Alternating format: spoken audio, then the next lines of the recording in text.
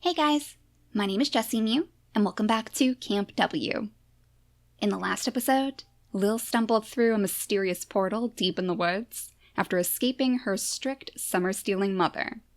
So now without further ado, let's see what's on the other side. Open your eyes, you're going to want to see this. Oh, look at this place. It's so much more bright and colorful than the other forest. You come to in a beautiful forest, the likes of which you've never seen before, except maybe in a picture book. So it's going to be one of those kind of adventures, eh? The ones punctuated by head injuries? You brush off Nugget's remark, as well as some dirt from your fall, and collect yourself as you get back to your feet. Yeah, Nugget is actually her little witchy familiar, which I think is super fitting. I mean, if she's going to be spending all of her summer at summer camp, there's no better animal to have by your side. Nugget is probably not going to draw too much attention. Hey, no, don't go, little portal. Around you is a serene woodsy scene. Birds chirp and a warm breeze blows by you. Awesome. Oh, she is so happy. I mean, not a care in the world that her portal back home has mysteriously vanished. Not awesome. A portal home would be awesome. Do you see a portal home? I don't see a portal home. I didn't pack for a trip. Please tell me you brought food. Oh, why didn't I stop you? You dig around in your bag and find a lanyard with a safety whistle tied to it that your mother once gave you. Technically, I think this counts as an emergency, although normally emergencies aren't so warm and serene. Not sure this is what Mom meant, but... You tie the lanyard around a tree branch and leave the whistle dangling over the spot which you arrived. I don't think you're using that right. Oh, is she hoping that somebody's going to come by it? Yeah, I think you're supposed to blow the whistle, Lil.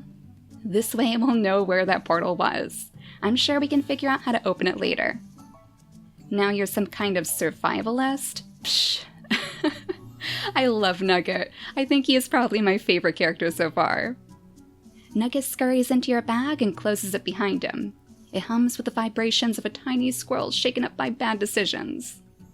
Ouch, you could have given me some warning that you stuck that weirdly sharp altar flower in here. Oh, the poor thing. That one actually cut poor little Lil, too. I hope Nugget's okay. Speaking of the altar, there's no sign of it or anything else that resembles the witching realm in any way. You know, once you get over the whole foreign environment full of unknown dangers thing, this place is actually quite pleasant. We're supposed to be on a walk anyhow. Might as well explore a bit, right? A string of unintelligible muttering leaks out from your bag. You close the zipper to quiet it and begin your walk toward the edge of the forest, where you see a nearby clearing. The woods open up to reveal a quaint little grouping of cabins soaking up the daylight not too far away. Here's her camp, the summer camp that she has been longing for. A stream of decidedly unmagical kids are making their way up across the lawn, headed over from a nearby parking lot. They're lined up in front of a building marked Camp Center. This is not Coventry. Nugget pops his head out to survey the scene. How far did you walk? I just walked out of the woods the same way we came in, but I don't think we're in Coventry anymore. Hey, I just said that.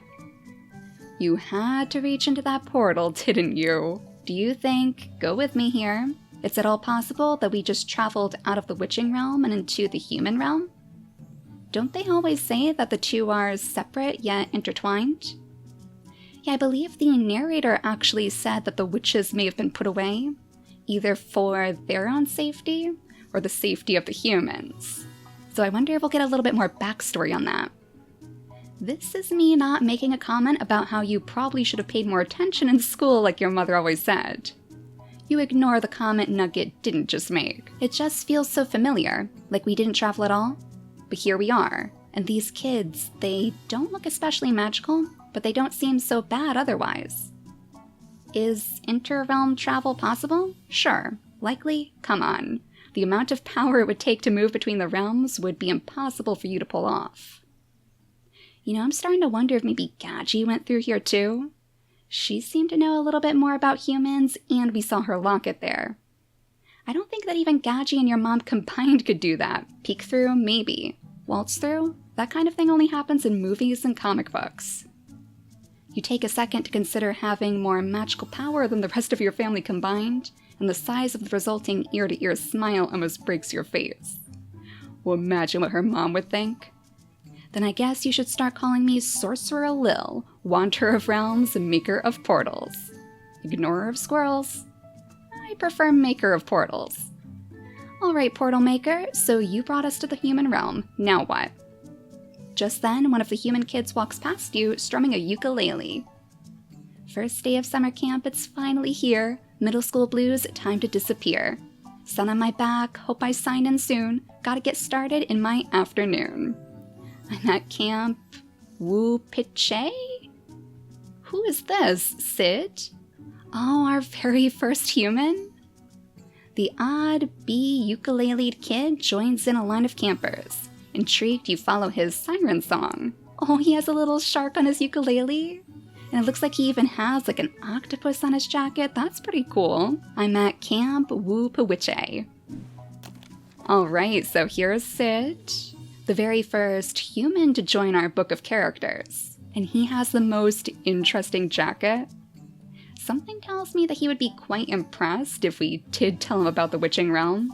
But I guess we're going to have to keep that a secret. I like how they have little symbols right behind his name too, on his little name piece. Now that's a human song if I ever heard one. Any witch would know that a swig of eau de tune would fix his pitch right up. Nugget is a very, very harsh critic. Well, I think it's quite enthusiastic. You've got to give him that. Shh, we're up. I'm sorry, but who are you? Ooh, this might be a problem. The line moved quicker than you expected, and now you're at the front. And now I'll bet we have to prove that we're on the camp list. Standing before you, clipboard in hand, is a smartly dressed girl with a very serious expression. She stares blankly at you. You stare blankly back. I think you might be in the wrong place. I'm a Ruby, and this is sign-in for Camp Oh man, that word is very hard to pronounce. Whoopie Witchy Campers. Okay, Ruby. Oh look, her name is like her shirt? Oh, that is so cute. And here she is too. Ruby is Camp W's self-appointed expert and most spirited camper. I think I'm gonna have to start calling it just like Camp W. I don't know why I cannot pronounce that word. So Camp W is apparently where we're staying. That makes sense. I'm glad I'm not the only one who can't pronounce that. Camp what now? Camp. Camp. As in summer fun, kids bonding, no mom in sight, honest to goodness summer camp? She's not having any of that. Of course it is, and I'm here for exactly that reason. To sign into Camp W? Okay, thank goodness. I'm glad I'm not the only one here. Subtle cover-up job. You shove Nugget down into your bag so that no one notices the talking squirrel you brought with you.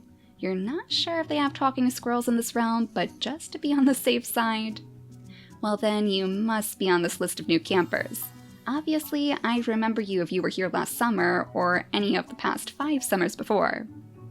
You play it as cool as you possibly can, which isn't super cool, but hey, it's what you've got. Psh, obviously. The name is Lil. Ruby doesn't so much as look down at her clipboard before responding. Not on the list. But you didn't even check it. I don't need to. I've already committed every name on this list to memory in preparation for today, from Armand to Zev Jr. Let me apologize on behalf of Ruby. She takes her job very seriously. A little too seriously, I'd say. They must know each other. I guess they've probably been to camp many, many times before. Which is odd, considering nobody asked her to do it. No one needs to ask me to have camp spirit. As the longest-running camp... as the longest-running Camp W camper, I think I am uniquely qualified to decide what is and what is not the spirit of camp. You've only been here 1 summer longer than me, first of all. Secondly, everyone knows that the only way to properly quantify camp spirit is by counting badges, which I have an extensive collection of. Meanwhile, Sid over here couldn't earn a badge if it jumped up and stitched itself to its lazy butt. Well, if there are any badges for music, then I'm sure he would do very, very nice. Stop staring at my butt, Ruby. As Ruby's entire body is overtaken by a new shade of dark red, Sid smiles big and tosses you a wink. I don't know why you bother with this ritual every year. It's not like anyone has ever tried to sneak into summer camp before. How would that even work? Yeah, how indeed, Sid? What, you just happen to show up at a remote campground on exactly the first day and decide on a whim to lie about who you are so that you can spend the whole summer hiding out? Yeah, so ridiculous. Who would possibly do such a thing? I'm just going to go over there to find my registration form and clear this up. You take a step to the side to get your story straight before Ruby recovers. Well, it was fun while it lasted, but it looks like they're on to us. Maybe we should use this opportunity to slip back into the woods and find our way home.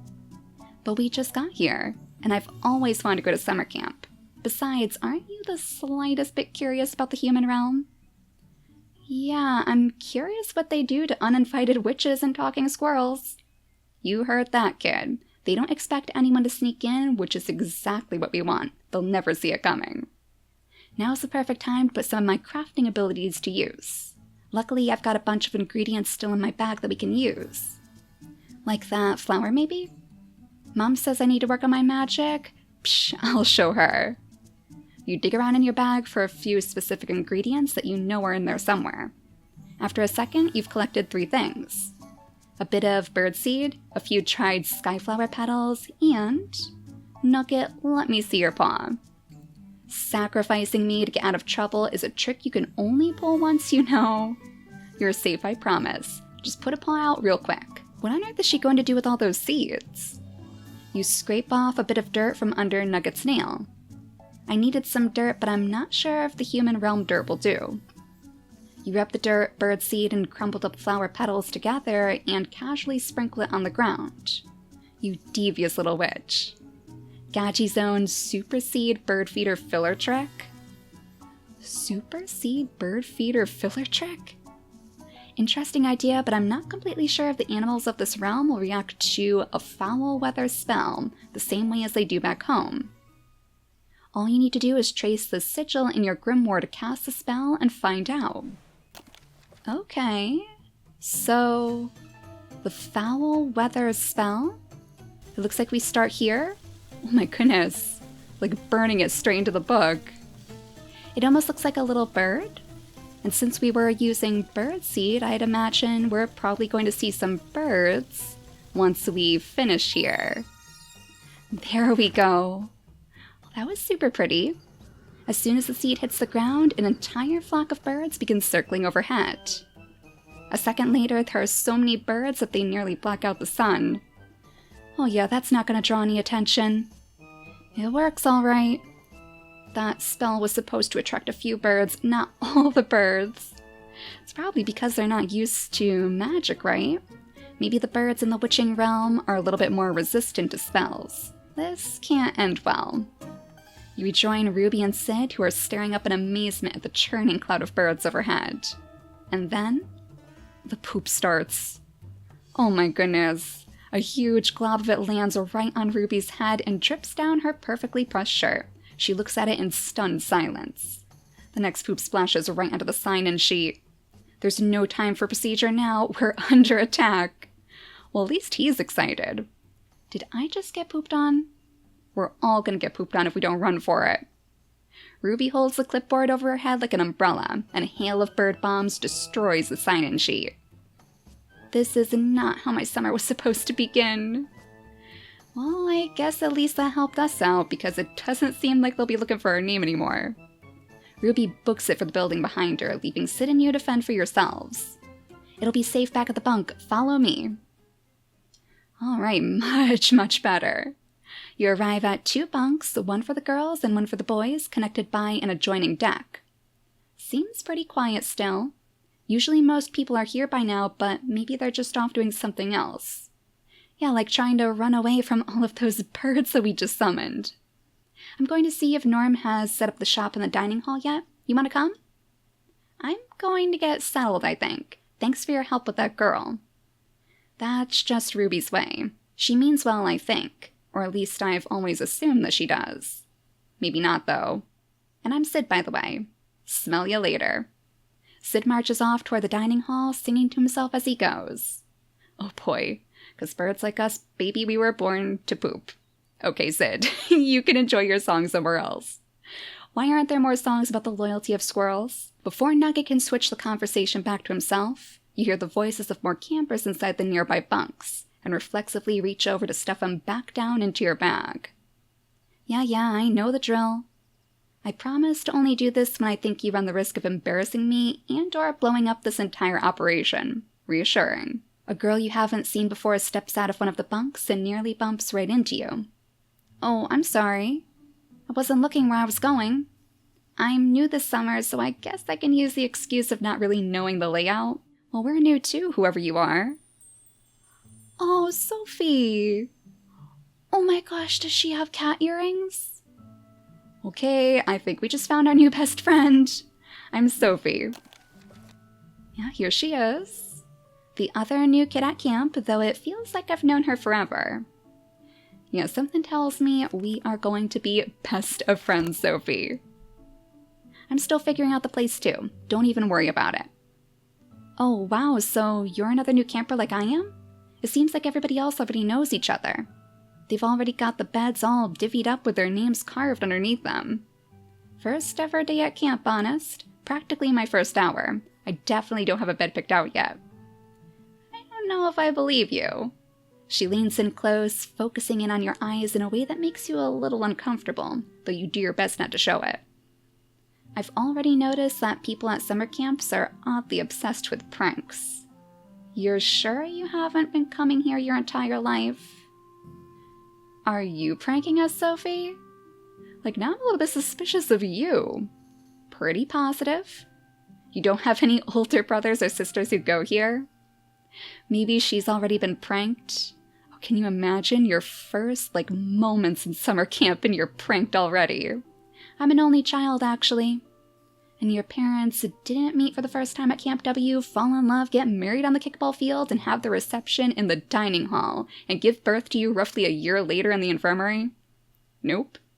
Oddly specific story, and it's one that we can definitely deny. Blessed be. I am so glad I'm not the only one. Oh, sorry, witch stuff. Blessed be is a thing we say sometimes, like thank goodness or amen.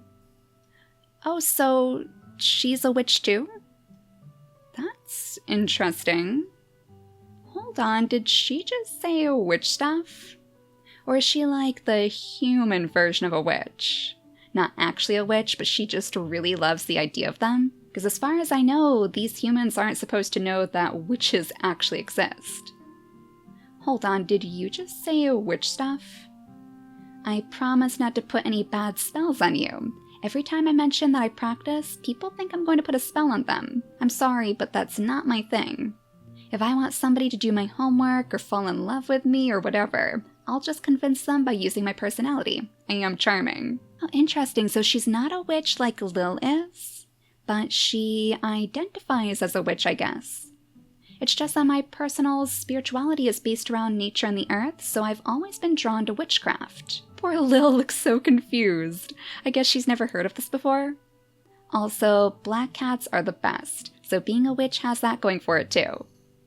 Actually, I prefer talking squirrels. Talking squirrels? You are pulling my leg, aren't you? No, never mind, that was just a stupid joke.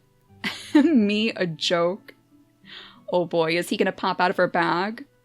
Before you get too far off track, you steer back to the revelation that dropped your jaw just moments before. So you're a witch? A witch that does witchcraft? Oh yes, oh geez, you must think I'm crazy. Actually, it's just the system of beliefs that resonates with me the most. It's about staying true to yourself, you know? It's not like I have an animal familiar who follows me around or a giant cauldron in the middle of my kitchen or something. Oh snap. Sometimes people can be a little, well, I guess I'll be nice and say people can be a little uncomfortable about my beliefs, but I get a vibe from you. I don't think I have to worry about being made fun of for being a witch. Not by you, I feel it. Maybe later I can tell you more about witchcraft. I mean, if you want. That would be really cool of you. A loud boom erupts from inside one of the cabins in front of you. You see a flash and some smoke rising up from the opposite side of the building. The door of the girls' bunk bursts open and a young woman comes storming out. Twins. Is it just me, or are twins always plotting things? What other reason could two people have for making up a secret language? Another new person.